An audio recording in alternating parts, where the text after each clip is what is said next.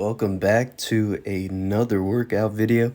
In today's workout video, I'll be showing you guys an upper body and a lower body workout as well, because this whole week I have done an upper body, lower body workout split, and it has been amazing at helping me get back into the gym, keeping things moving and grooving, because I took quite a big break.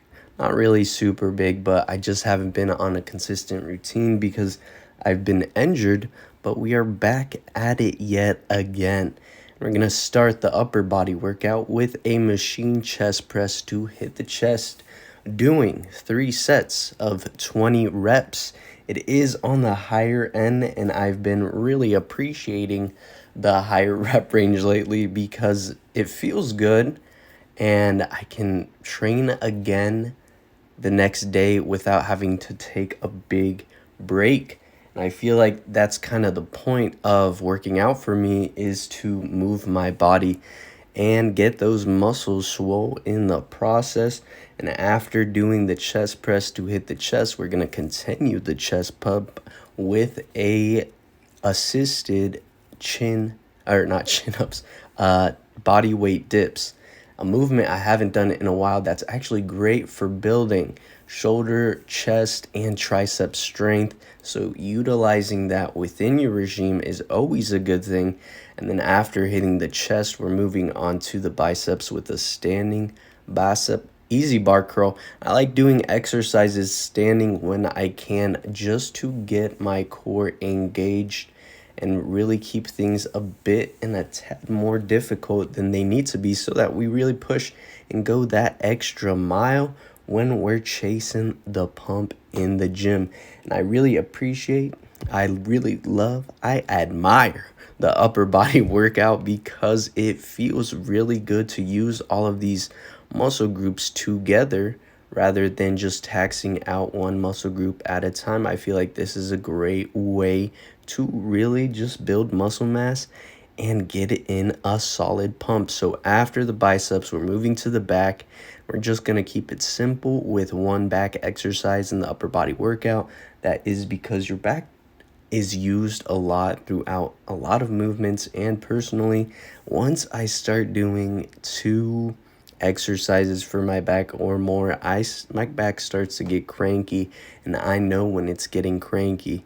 And we're gonna do a bent over cable row, but using only one arm. It's a great variation of the exercise and really stimulating that upper back and the side of the lats when I'm doing that movement. So it felt refreshing and nice. And then we're moving on to the shoulders with a seated dumbbell shoulder press. And I'm really making sure that my dumbbells go a little bit under my ears, just to get that full stretch of the shoulder. And I am going extra light because I'm still shooting for those 20 reps with 1 minute of rest periods in between each set, just to really focus on hypertrophy and not really trying to tax out my muscles. I think I'm going to shy away from heavy lifting or strength training because of that reason. And after the shoulders, we're going to do a pretty cool core exercise that I found, which is the ball crunches. And these ball crunches are really satisfying to do. And when I arch my back backwards, I get such a good stretch in the abdominal region. And I felt this exercise actually made my core sore. I haven't had my abs sore in like a really long time. So I feel like doing something like this, you could actually honestly do this as well on the decline bench without a ball. Or if you have a partner with you, they can catch the ball, and then as you go down, they can give it back to you. It's a great way to make things a bit more fun while you're in the gym, because that's what it's all about. And then now we're moving on to the leg day, and I love that leg curl or seated hamstring curls to hit the hamstrings. It's a great movement. It's really easy to do, and I really do get a good contraction of the hamstrings. I love using machines for my leg day And I've noticed that I always feel the muscle mind connection to the muscle group itself is a bit better than when I do traditional compound movements, probably because I'm doing the high reps and I get to really just focus on the squeeze of the muscle without having to use other parts of my body. And then after doing the seated leg curl, we're moving on to the cable RDL, Romanian deadlift with a cable.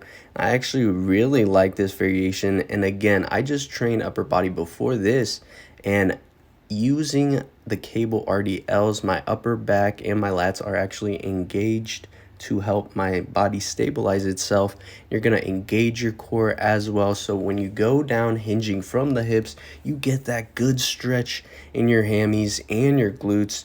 I've honestly been focusing more on building my hamstrings and my glutes because I'm a person that's usually on their feet a lot. And when you walk, you use your quads, but you don't really do a whole lot of movements in your day-to-day life that require your hamstrings or your glutes because you're not really doing deadlifts.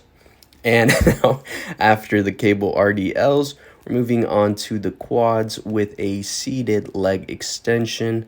Again, with the high rep range is key. I feel like that's really the best way to build that muscle mind connection and to correct your form because you have a good amount of time under tension and you get a good contraction every time you use a rep, and you're not just exhausting yourself with a couple of reps using a really heavy weight. So you can really focus on the form, which is another good thing of lifting light, which is something I also love, is that form is pretty much everything when you're in the gym. If your form is whack, you might as well not even be doing the exercise because you're going to injure yourself. And after doing the leg extensions, we're going to hit the glutes some more. But this exercise, when I'm doing them like bent, I'm actually engaging my quads quite a bit, keeping my core engaged as well, trying to keep my back straight. Posture matters and form matters, so that I could really just target those glutes. And this is a movement that I actually enjoy doing because the machine is pretty cool. It's a very challenging movement. It looks not super challenging, but the movement itself on that machine with this specific machine is hard. But hip abductions, the traditional ones where you just sit, it's a very simple movement. You can equate that to adding lateral raises to your shoulders. Gonna give you, because everybody wants striations in their glutes, gonna give you striations in that muscle group. And then after doing the glutes, I'm moving on back to the quads with a leg press, and I'm not using any weight, again keeping the reps high and just really going slow and with control when I'm using the machine. And after doing the leg press, you're going to superset this movement with some calf raises with the leg press. And I don't know if it's just me, but I do not like to go heavy on the leg press because my kneecaps always want to feel like they are going to explode. And I'd rather just do squats. But that is the end of today's workout video. So give it a try. Let me know what you think in the comments below. Hit that like button and subscribe for more workouts. And as always, stay tuned and thank you for watching.